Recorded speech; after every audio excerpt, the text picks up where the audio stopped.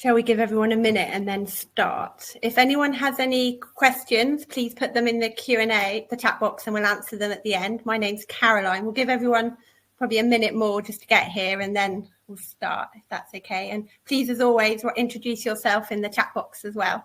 Thank you.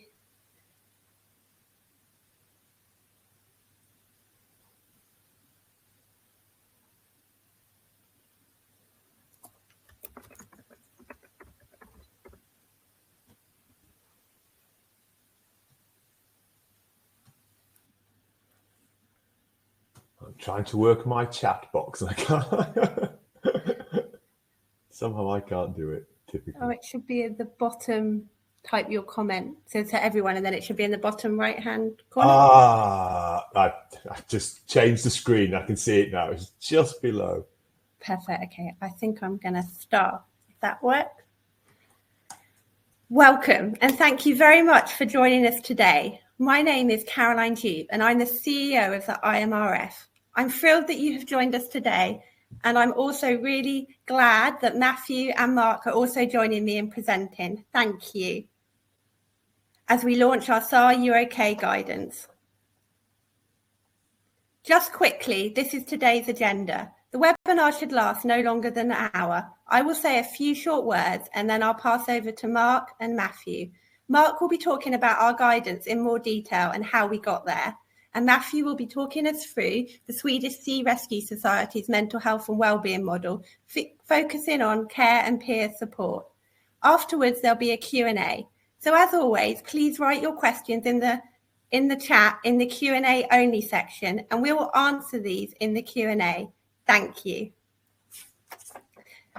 So, as most of you know, we launched our SAR UK project, our mental health and wellbeing initiative 20 months ago. And in that time, with the help and support of the Maritime SAR community, we have achieved so much. We've had 150 people register and attend our 2 online mental health and wellbeing workshops, and we've had many more people watch these on replay. We've issued podcasts, and we're very lucky that our first podcast featured Matthew Mitchell from the Director of Policy at the United States Coast Guard, talking about mental health from an organisational and personal perspective. If you haven't yet watched that, listened to that, I encourage you to do that. We also have had 2 in-person sessions, one at our World Maritime Rescue Congress and one at our annual meeting in November, which allow for greater in-depth discussion on the topic of mental health and wellbeing, the importance of it in the SAR sector, and also what other organisations were doing. Lastly, over the course of the past 20 months, we've run a number of talking heads across our social media channels, where we've had people from all aspects and all different types of roles in the search and rescue community talking about their personal experience and organisational experience of mental health and wellbeing to further break down the stigma that is sometimes attached to mental health. Running alongside all this, we also, 18 months ago, and Mark and Matthew were involved in this, set up a working group. And the working group has helped shape the guidance that we are launching today. And to everyone in the working group, I say thank you for your help. The guidance that we're issuing today was different to the guidance I envisaged when I wrote the funding application 2 years ago, but it's all the better for it. So thank you. But also I'd like to say personally thank you to the Maritime SAR community. When we launched this initiative, I didn't know what reaction we were going to get. I didn't know if anyone would want to talk to me. I didn't know if anyone would want to share their experience. And I want to thank you all for coming on the journey with us, for sharing sometimes some deeply personal and deeply moving experiences. Together as a community, we can collectively ensure that mental health and wellbeing is embedded across our whole community. And I firmly believe that IMRF has a role to play in this. Mental health and wellbeing, to me, is important as physical well-being, and I think the response to our SAR UK programme has definitely showed that the SAR community agrees. Thank you. So today I'm thrilled to be launching the guidance. You can download the guidance on the link that Margaret has very kindly put in the chat box. Mark's going to talk more in depth about the guidance and how we got there, so I'm not going to focus too much on that, but all I want to say briefly is the guidance is the guidance framework. The core of it, we've gone for a prepare, normalise, support approach, which Mark will focus on. and this provides a structured approach to managing stress and trauma among SAR personnel. We're really fortunate the guidance is supported by real-life case studies from SAR organisations around the world, including Canada, New Zealand, Uruguay, Norway, South Africa, and the United Kingdom. These case studies illustrate the various models and best practices in use across different contexts, providing practical examples of how SAR organisations can support their staff and volunteers. And now I welcome Mark to join us. He's going to talk about the guidance framework in more detail and how we got there. Thank you. Hello, everybody. I'm in charge now, so just get to grips with pressing the first slide, and hopefully it will all come right. Here we are. Well, again, thank you for all being here. Thank you for everybody in the working group who helped develop this. Though I'm talking about it, it was a group effort, and I actually learned a lot myself by talking to people, and some of the case studies are probably as powerful as anything we've written about how to set up a framework. So I'd really read the document and see that it certainly informed me in part of the work that I did. You'll probably guess from my accent, I'm from England. I'm from the north of England, and sometimes I can speak a bit fast or it's not quite as clear. Feel free to take a note of something you don't understand, put it in the questions, and I'll get back. Until then, I'll try and speak clearly and slowly, and we'll go through this. This is me a few years ago. I've got more hair now, less facial hair, and it's a bit about me and why I was asked to do this. My background's in the National Health Service in the UK as a children and family therapist.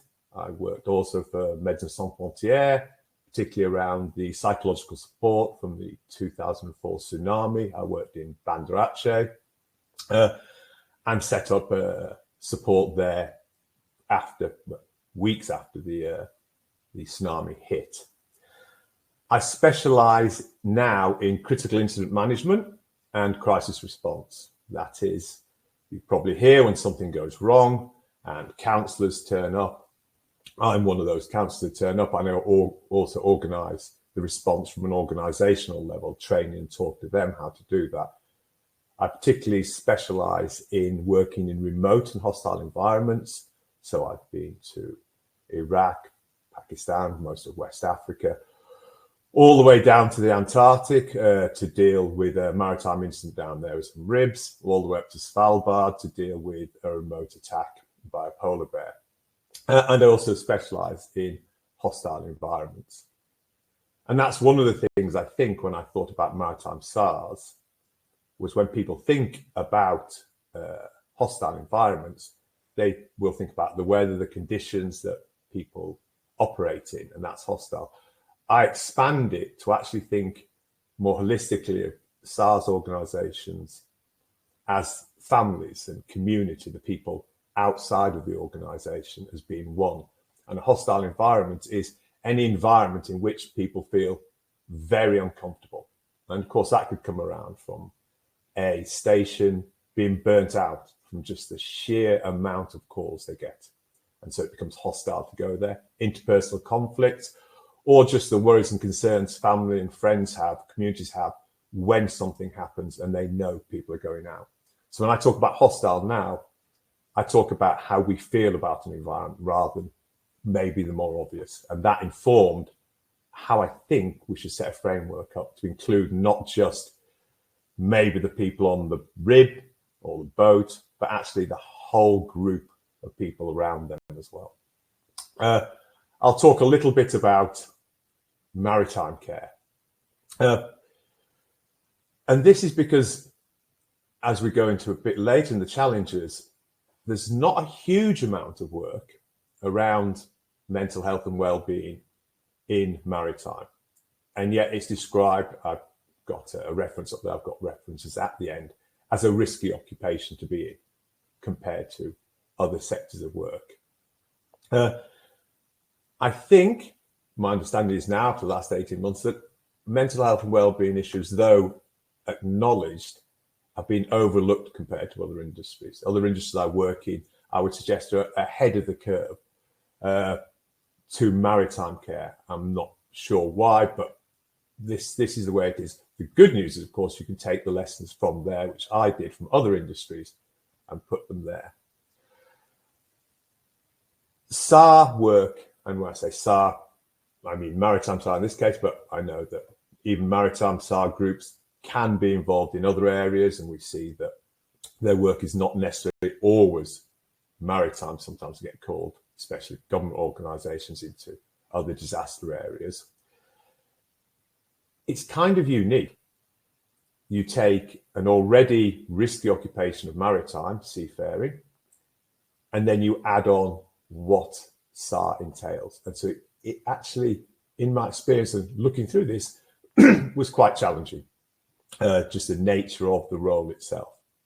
And so that's first what I'll talk about, is the challenges we came up against, because of course, you too may come against these challenges when you think about how you develop your program, whether it's well established or just beginning. And so some of the challenges that we had. Well, the first challenge for me was my background's not in search and rescue, not in maritime, though I've worked extensively with shipping organisations and going down the Antarctic and ships down there and leisure craft and things like that. So I looked to the research. I looked at what have people looked into and asked questions and done that, because that's a good way to find out. And there's a dearth of research. There's really not that much around maritime search and rescue. Quite a lot about frontline responders, first responders, which is a crossover, but into particularly maritime SAR, not much at all, really. So that was the first challenge. What do they need? What do we do? How do we write a framework? There is more on general maritime, and as I said, first responder sectors, and there's a lot of crossover. So from the understanding that humans are humans, we tend to react in very similar ways, physiologically, emotionally, and cognitively, to stress and the role. We can find some crossover. I took a lot from other areas, looked at how that would work with maritime and SAR, and thought, okay, that's useful. Then, of course, what I had to do was think about the conditions, the environment that maritime SARs operate in. And so some of the stuff that was really good for other areas is quite challenging to input within your work environment.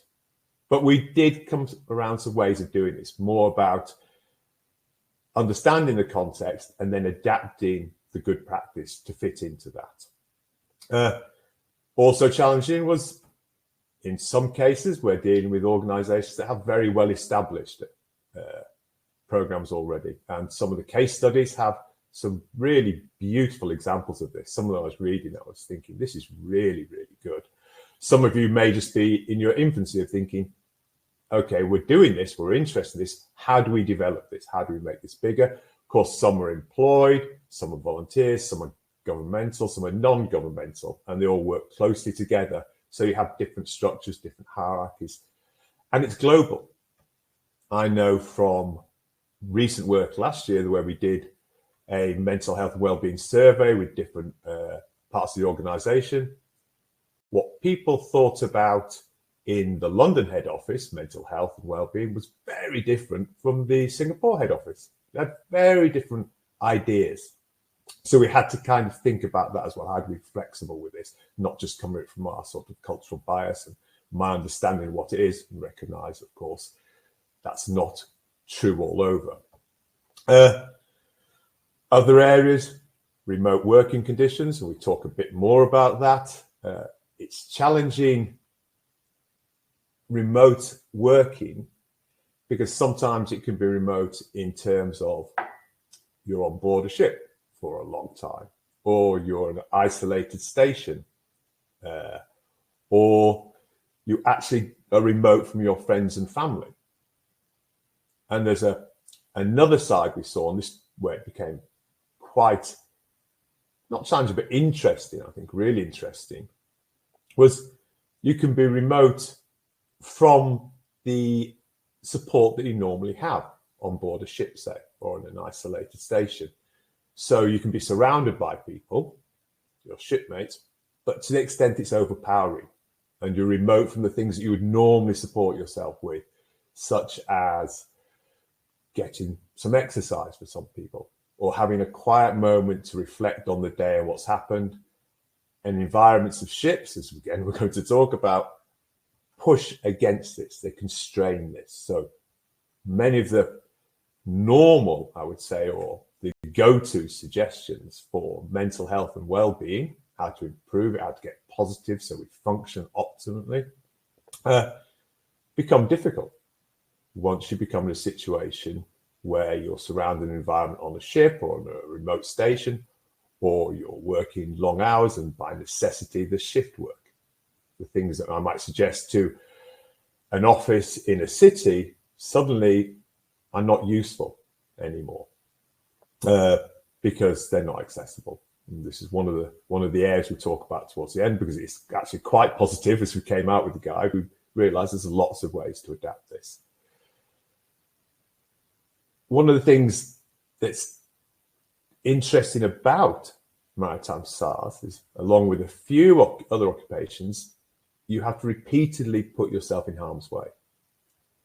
And I understand that physically, but actually you're putting yourself in harm's way mentally and emotionally, particularly around secondary and vicarious trauma, because the nature of your work can be acutely stressful because of what you have to do, it's how we react, be chronically stressful because we're still reacting again and again, but you come across people who are in despair, who are either traumatized by what's happening to them, or traumatized, as we've seen from the crossings the English Channel and the Mediterranean, about getting to the situation they're in. And of course, you are in human contact with them and you pick that up. And this is one of the things we talk about in the guide a lot, because it's one of the things I think is almost inevitable for people to suffer at some point from some sort of vicarious trauma where they take too much on board. Being aware of that and talking about that is probably the best way to protect yourself about that, because you're not just churning it around. But also, the nature of your work calls for individuals, teams and families to invest deeply and passionately in it. So you put a lot more into your role. It's vocational. And this includes the families and teams because they invest in what you invest in, so it affects them back. And I wonder, does this make you more vulnerable to negative mental health and degraded well-being? In some ways, yes, the evidence would seem to say higher risk. But in other ways, the reassuring side was because you have a purpose that you buy into with a passion, I would suggest maritime SARS personnel are actually more resilient because of that. And so one of the things we talk about was being proactive so we can build that resilience. So more resilient to the effects of an acute stress through a traumatic rescue. However, we have to remember that, of course, resilience is a bucket that can be emptied. So being resilient doesn't make you impervious. So we talk a lot about how do you regularly keep that up? How do you constantly commit to not just a one-off training, not just a leaflet, but a constant cultural conversation about looking after ourselves in the same way as you would about health and safety. We bring about emotional sort of health and safety.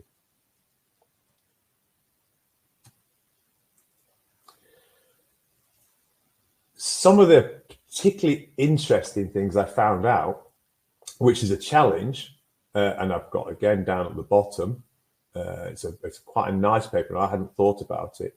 And it goes quite heavily into the science, so you don't necessarily have to read it. It gets quite physiological and biological, but it's very good. Is just your physical work environment, not only just being the sudden and repeated exposure to possibly traumatic events, which change and adapt. So part of our framework is to change and adapt, to constantly look and update what you're doing, what your program is. I know, for instance, I was reading a report about the border patrol at the English Channel all of a sudden having a massive increase in sickness rates due to the sudden contact with all the migrants coming across. So things change even within an organisation set for one thing, their role might change within that. But the environment of where you are, particularly if you're on boats, is that it's full of noise.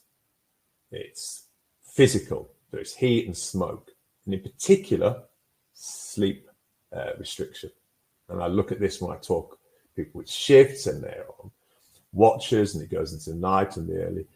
All of this is really degrading. And what they're actually thinking now is that environment actually physiologically changes within us and makes us more vulnerable to areas like depression and anxiety, which are two of the more negative and more common impacts due to maritime style work. So we have to think not just, oh, it's the people going out and rescuing. It's not, it's a community. It's not just the people they meet. It's actually your environment itself is challenging to your well-being and mental health. But again, if you know that, you can plan for that. And so when you read the guide, I think you'll see from the case studies exactly how people, what they found works for them, so you can introduce them, but also some ideas of how you think about that.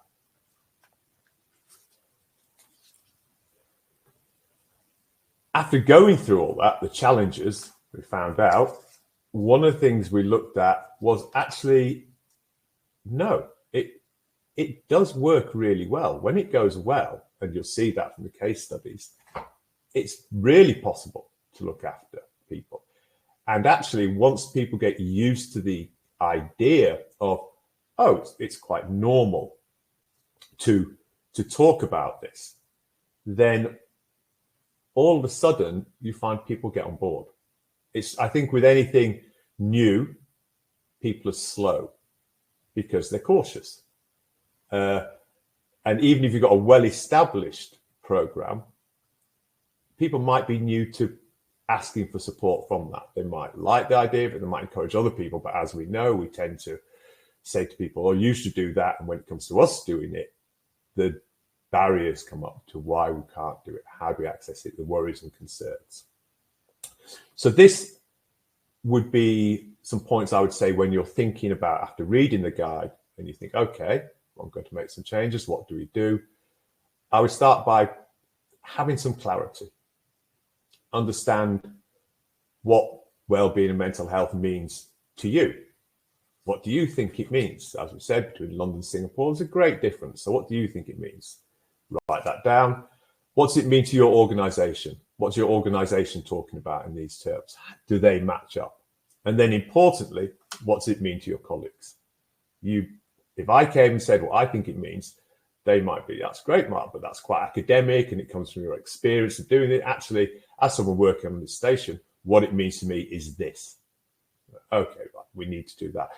When you have all those answers, you'll be able to pull out some areas, some common ground where you align and you all understand. At least then you're on the same page.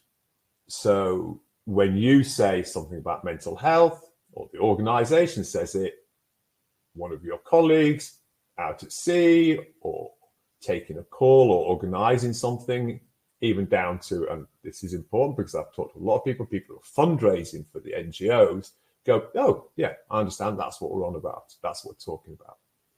So my first thing was say, do those surveys, ask those questions, and continue to do that constantly. That shows commitment. But as we know, things change. I mentioned the border force already. Things change. A simple system of surveys, how's it going, that communication, will help you develop because it's an organic process. One size will not fit all. Have realistic goals. It's great to have an aspirational goal, and I think that's really good to say, this is who we are, this is where we want to go, this is what we believe in. My background and the evidence shows you should have small, achievable goals. So take the small things, what do I want to achieve, and cherry pick them. What's the common ground? What's the easy thing? What can we do? Do that. Success breeds success. So realistic goals. Things have to be, or people have to feel that things are accessible, i.e. they can get to the sport, and that they're capable of doing that. If you put something that's accessible but seems quite difficult, the motivation goes. If you put something that isn't accessible but they could do, the motivation goes. Those are barriers. So think small, think, can people do this? Can people access it? And then celebrate those little goals. Keep repeating back what's happened to people so it becomes normalized. You prepare, you find out what it is from the clarity, you prepare for it, and you normalize it by continually talking about that. And finally, communication and conversations.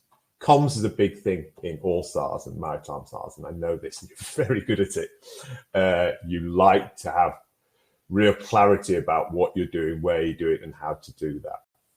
I think that's perfect. Consistent, clear communication from the top of an organization is vital to show that everyone has bought into this. This is being pushed by the senior people. And you'll see again from the case studies, when senior people talk about their personal experiences and what they've gone through and how it's affected them, incredibly powerful, more powerful than someone like me turning up. But then that conversation, that communication should be pushed as a conversation. So people are used to talking about how they feel emotionally as well as physically.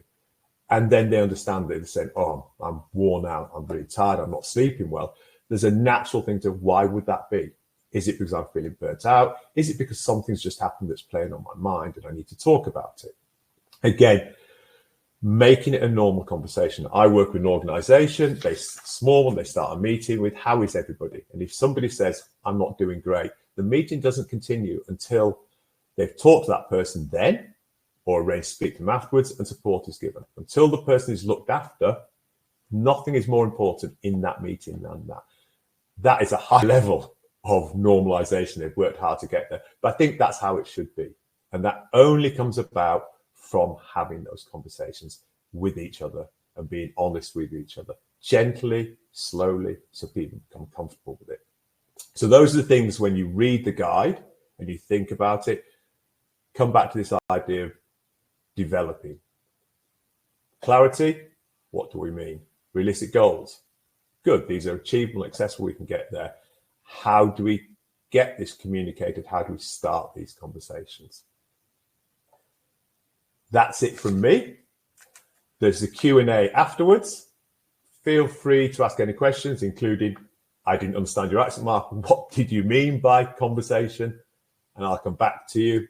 I've got these for you. So there are loads of stuff I can get there.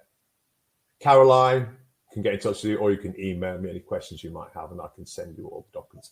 Now I'm going to hand over to Matthew, the Swedish Sea Rescue Society, and he's going to go on to the next session. Thank you, everybody, for listening. Thank you so much, Mark. Fantastic. You said you spoke, sometimes you speak very quickly. I think it was very clear and concise. I'm going to speak at light speed because I realize I have way too many slides. Hello, ladies and gentlemen. Thank you very much for joining us today for this launch of SAR UK.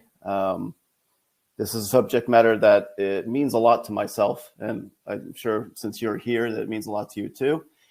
So today I'll be speaking about our Swedish Sea Rescue Society's care and support model, and just methods of handling and processing highly stressful events.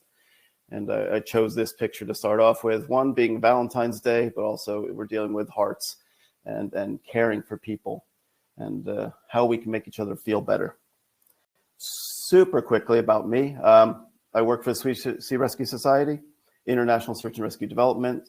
I recognize a lot of names. I've probably had contact with a lot of your organizations. Have a background with the IMRF, been working with them for over a decade, and had the privilege of sitting on the board of trustees from 2015 to 2019. The other two things I work with, I lecture at different universities and so forth, including the World Maritime University as a guest lecturer, as well as International Institute of Humanitarian Law. And the reason I mention it, it comes back to how I deal with things. So moving forward, don't have a maritime background. I have an ocean background, but I am a nurse. I work with catastrophe medicine and natural disasters in the United States. And I've also worked with psychiatry for a number of years, over a decade. I was head of a department for psychiatry with psychosis and schizophrenia. And this is really patients and conditions where people are always in a crisis, a mental crisis, but also dealing as a supervisor and boss, helping my staff cope with some of those things that we deal with, both threats and violence, as well as people with severe mental illness. So, very quick elevator pitch of what is Swedish Sea Rescue Society to set the scene of why we do what we do. We're a volunteer organization that's existed over 100 years, since 1907. I know some of your organizations are much older. We have 2,400 volunteers. We have hundreds of boats, 74 stations. And Sweden's a pretty long country, at least in European standards. So those 74 stations are spread out. So there are quite a few distances between some of them. We have a 15-minute response time between alarm and then when we cast off. And we're involved in 90% of the sea rescues in Sweden. That being said, of those 2,400 volunteers, we have around 40 employees. We have a lot of people to take care of with a very small central organization, if we put it that way. Of course, of those thousands of SAR emissions every single year, there are some that have tragic outcomes. We all deal with that, and that's why we're here talking about it. And many of the times after a difficult mission or a challenging mission, whether some resulted in death or injury or things didn't go right, throughout our history, we've always had these kind of spontaneous, and I don't like to use the word, but debriefings. And these would happen on board the boat right after the mission with not such a formal format. And they were fine. It was good that we did something, that we talked about things. But that wasn't always to the level of what was needed in proportion of what just happened. In 2015, we were involved in SAR of migrants in the Aegean, where our organization was challenged both operationally, but also mentally, where we saw a big difference, obviously with mass rescue and the huge sensory overload of the amount of people, different languages, cultures, communications, working with other government agencies, and just a general sense of chaos. So this really challenged the way we normally do things in Sweden. And we saw, a general sense of chaos, and we could see how our different crew members reacted. There's a fantastic video that I can recommend for those who haven't seen it. It's called 47 Saved, the first mission, SSRS. We can probably send a link later.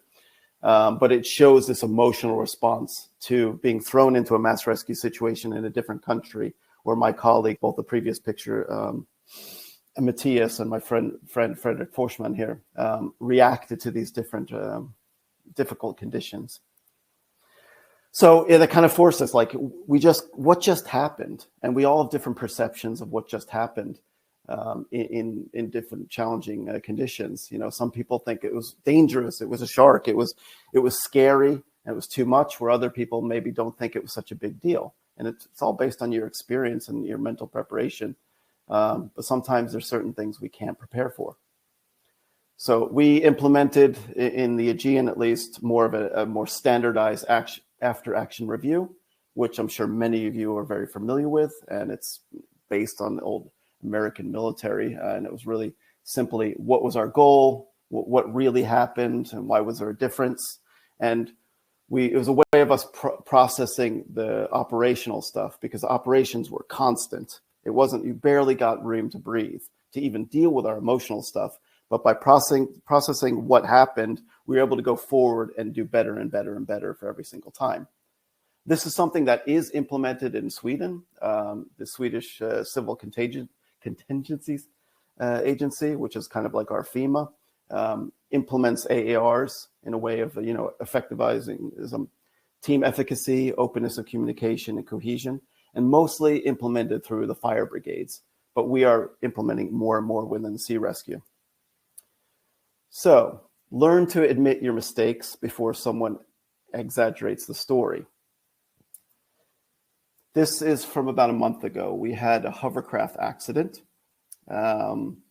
where the hovercraft was out on a mission. I don't need to go into mission details, but they were in an accident. They'd hit a rock.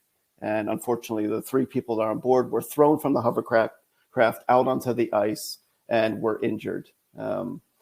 So what I wanted to show with this is that our maritime leader went out on an internal communication with on an interweb using workplace format, writing, "This happened." And this went out to all of our 2,400 volunteers for those who choose to go into the internet and see that, just to give information that there's something happening and we'll come back to you when we have more information. Also, these people, the maritime leader, together with other people in our small staff, immediately responded to the incident by going up there physically and together with the crews and neighboring stations, just trying to help and take care of the people that needed assistance and giving more information. And then the lower one was about 2 days later, giving a little bit more details of what actually happened. One, for lessons learned, for other people to hear, but also just so there's no speculation, and really just gaining trust, and gaining trust in the form of a no blame culture. We want people in our organizations, our volunteers, our crew, to be able to tell us when things go wrong. They don't have to be catastrophes. They could be small, groundings or things, material damage, but also tell us when something's not going wrong, or something's going wrong, because then we can help you. So taking away the blame, so no one's scared. Sounds simple, but it's a little bit harder to make that feeling feel real. We also work a lot with our leadership, and central leadership, our station management, but also individual leaders. And I have this picture. I say, leadership is not the same as leader of the ship, where a lot of responsibilities for debriefings and so forth were put on coxswains or captains, is that we try to spread the feeling and create supportive leadership that strengthens the learning process by encouraging dialogue and also creating this psychological safety so people can discuss what actually happened. So this is all building upon a culture to be able to talk about what we do with peer support. Again, 2,400 volunteers and 40 or so staff, which half of them work operationally. So we work with a peer support model. And this picture says support us in Swedish, and we usually use this for fundraising. But this is just as relevant in this case. Support our volunteers when it comes to mental health. Now, peer support is not necessarily a formal format. It's more of an interpersonal approach. And again, creating a psychological safety at each station and a culture within the organization that we can discuss difficult things. So peer support is telling, and peer support is listening. Who can become a peer supporter? Not everyone can be a peer supporter. We can train your ability to become a good listener and also recognize certain things, how people react and all the different courses. But you really have to have good social skills to begin with to become a peer supporter. But most importantly, you should have some experience within Sea Rescue, but also have the trust of your colleagues at the station that I would like to speak to him or her. Why do we do this? Well, one, it's resources. Again, 2,400 volunteers and 20 or so staff that deal directly operationally. But we want our peer supporters to be at every single station, at least one per station of the 74, in best case 2 or 3, and not just always the station managers. It can be other people, again, that other volunteers have trust for. And it can be a real relief to share your experiences with someone who understands the situation operationally. The support person should be at a suitable distance, not someone that was directly involved or part of the crew, but they can come in and they know the crew and they can share their experiences together. And sometimes it can be easier in the initial phase to actually talk to someone that's within SAR and not put all the burden on the family members or even a professional, at least in the initial phases. And I say initial phases directly after the accident, the day after, and so forth. So sharing common experiences, you create better understanding. They're important. What do they do? It's like, of course, again, establish a safe social climate. Hopefully the individual gets a direct feeling of relief. You could share what happened and you create a common operational picture. Then once you do that, you can move on to maybe some of the emotional responses to it. Everyone gets the same information at the same time, information about stress reactions, how they can be managed. It's also an opportunity for the organization, both central organization and station level, to show appreciation and show empathy. And of course, information about how additional help can be done. Because peer support is not all encompassing. It's a small first aid to create support to then go further and then identify if people need help. When do we do it? Yeah, again, we don't want it just to be spontaneous like it used to be, like way back then, that we just stood on the bridge of a boat and talked it over. We want it to be more of a formal process in that way that it gets implemented when it needs to get implemented. And to do that, we do have in our handbook for sea rescuers, pretty much saying it should be done this way and that way. And you can call these numbers for support and so forth. We don't always do it alone. We're talking very much internal, but of course, a lot of the major incidents that do include trauma can be together with other organizations. And we do have these sessions sometimes together with our closest partners, the Swedish Maritime Administration, the Swedish Coast Guard, often the fire brigade. Fire brigade's takes a lot of initiative of getting people together back in the room, either that same night or day, and then again a day or two after. And sometimes with the police and ambulance services. So it's important to talk together with the partners and not just think that it's an internal thing only, because sometimes some of the disagreements can be with some of our partners. In Sweden, there's also something called POSAM. Many municipalities have a psychological and social care group that can get activated, and usually the fire brigade manager that activates these things. And there's a next level up, which is also PKL, which is psychological and psychiatric disaster management. And that can be leveled up in large disasters. And I personally worked as a PKL supervisor with the University Hospital, as Mark mentioned, after the tsunami, for example. We weren't directly physically affected here in Sweden, but there were many Swedes involved in Thailand and so forth. So that can be, there's different levels of scaling it up, from peer support to the group, to POSAM, to PKL, and then of course, professional support when needed. One thing I think is really interesting that we've implemented the past couple of years is education about suicide. Because unfortunately, a lot of us are very familiar where there's bridges, there's usually jumpers. So we have many stations that are affected more than others. So we have, together with the Adult Educational School and an organization called Suicide Zero, implemented this a course of Dare to Ask, just giving more information about suicide in general and mental illness. So the whole point of it really is that don't let a bad day make you feel like you have a bad life. And if it's okay, I'd just like to take a few minutes to talk a little about some of the reflections that I've had when it comes to mental support. This is hard to read in the format as is, but I think some of the more difficult issues to deal with is something called moral injury. It's included in the guidance as a small section, where something is damaging to your own moral and personal compass. It goes against your ethical values.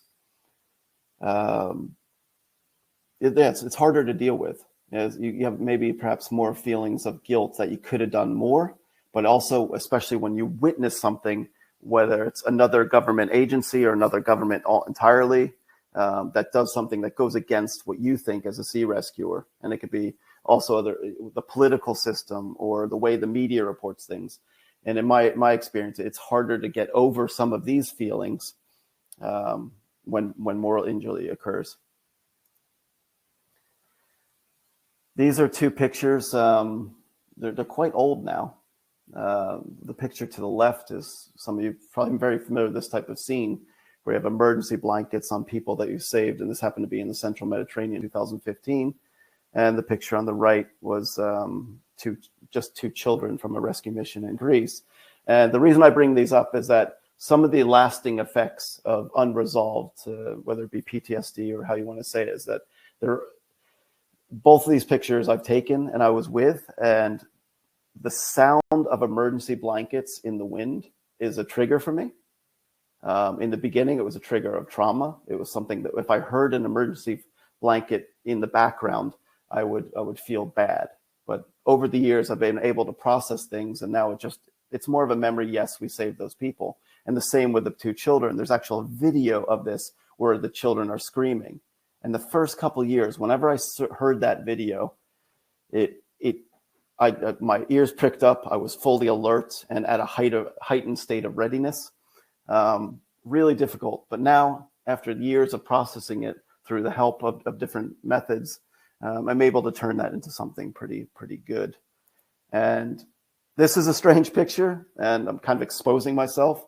I don't normally wear dresses. This is a picture of me in 2015 after coming back from the Central Mediterranean, where unfortunately witnessed many deaths and saved thousands of people also. But I was going through, say, unresolved issues. I received emergency psychological first aid after some of the difficult things, phone calls via satellite phone calls to an offshore supply ship. And that was great. I came home to Sweden. I was pretty much alone in the way that I didn't have many people to talk to. I was going through a manic phase. I was wound up. I was probably drinking a lot.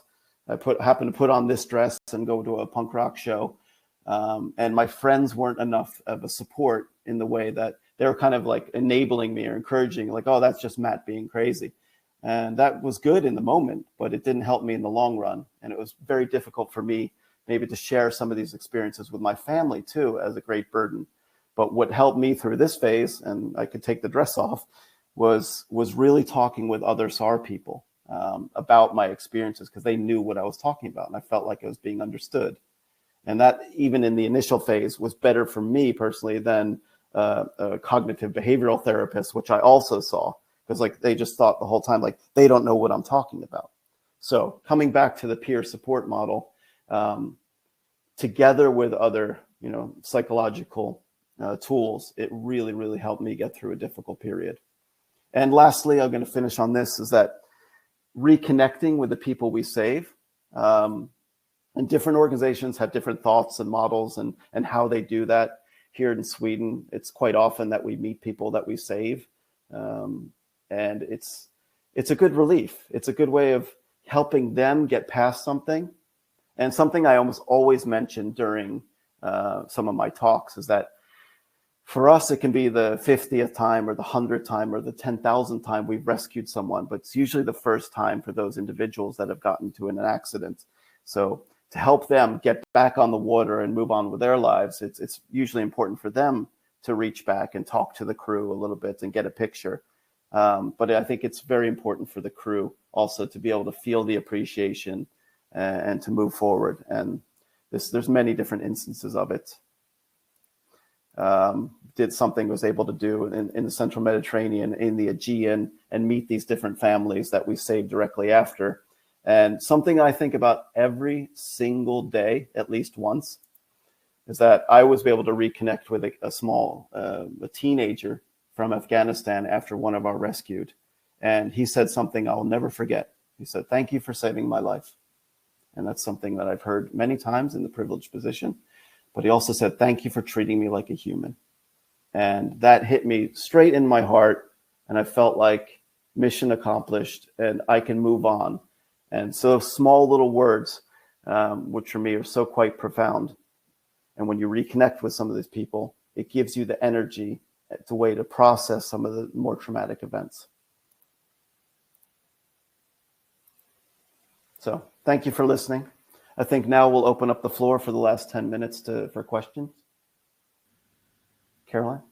Thank you, Matthew. That was really interesting. Thank you. And also thank you for sharing your personal experiences as well. Thank you. Thank you all. Thank you. Hi, Mark.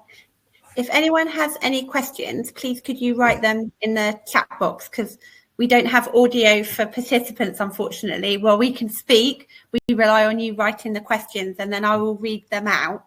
We've got a couple of questions, but if anyone has any more, as I said, it would be great if you could just write them in the Q&A only section.